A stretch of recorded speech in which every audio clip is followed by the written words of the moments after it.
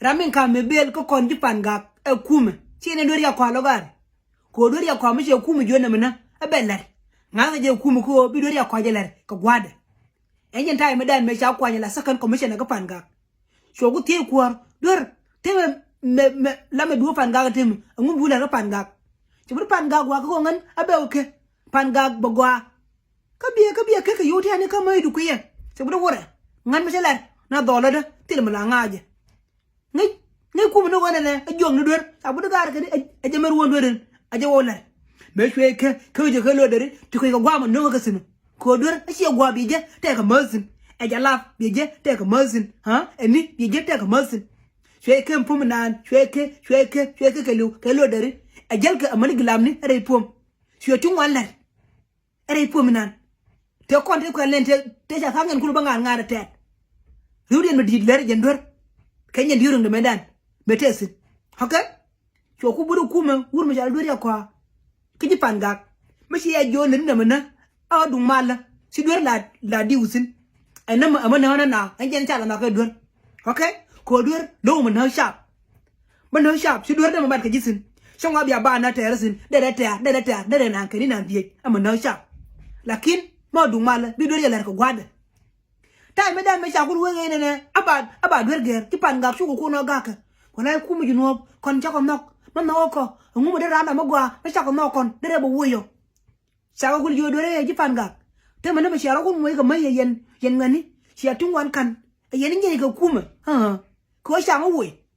kuma dan me no ngakuma she lariye he kare lar ko kuma kon chako lar gwa ma lerima chako nen ngumu de kul nyo wuyo chako kul yo dore ngan shi no okay man na nga shi da we abi anyin ka kuma ko ngan me sha wo wal me cha ka bula fi lor ba pigla runa jok ron wan yen bete ga mata ko lare ka lar ma lar ba bongut ko malar ye ka yen jipanga ngane shora ga ko woide hey wa ko de ko no so tear amani me so ko kon bini dur so ne ta kon te de ga so tu ko ro dur so dur na ko be pin saka jo ko mo wora wanya ko benno ngodo ba nyo leni nya lar me shela ngana chora ga jupanga cha ngai ko nganga okay cho gui kwar he pur me shala beria kwa tira ma to lo ye duor dore e gang na ko woide ko wona mena tam commission ni la ba ga bo gonye jipanga commission na ma sha ko lo enjen gwa cho duor ku ngas ni wona e kuma chongwa mat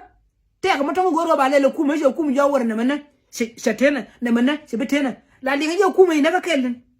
ko ran ngal ji ko te jogu kana kana nga mileri enje ni ngal ka ji sharga runu me we shiena kama kal ka alfenu ashara ka alfenu tiza ka temena mo andana nyen ukida kene gana ngai nangwa so ko jo dori ka berun ngene no wo benala be karam jan chine ne wo dori ka anya dori dan me deben ka nyen benadan jele ka security me sharka nyijo so kon gule shinga security showroom mati jokal shibere tire kal shiwera sheinga duel tira bitara sho na sho ngatet rame sho jal ene nyen gwar me ko ala bugul edwer okay ke sho defen wo ka dor ba sho gul jo dore ga ka wurme anyen wuran babu gulije okay ko du dore kwa tipanda ti ko de ka makal kan ya tira ba ka shi ne jalo tira ba ka gul shi ne mo anno ko ka tumba ko panga kwa epal ra nen ke je lerke woti ke ler ti go ti ler en ke ni ba nen ke ji lakini ti go ti ler te ra ma de ne shi mi ta ka tana shi ka do pinyon mo sha ka nen wodi woti ra ma go ma shelar lakini mi ti ga mi shelar kuma mi ngai no shi gwi ji okay e shi ni mi nan ngori te mana dia ko je long abi je kon ga ko gil ngai ko ha jin nga okay ko mi nan ko mi nan sha par ga la lor ba gwi no na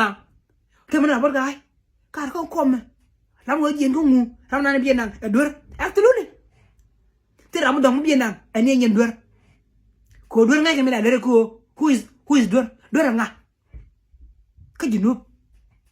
ko pan ga pel ko mi shin ka jinu dur nga ngai ke je every rat nei dur ya ko anjen cha mara di da wurna jare ten ya no dur ya ko log log dina la budu di nen amal kana nyon ban Kaje Miss Cora. Kaje Joseph der. Ya kog log. Okay? Angan lief shikojan. Ka benefit TB. Thank you my followers y'all, my fan y'all. Tikon wenga ko war kanishang. Thank you.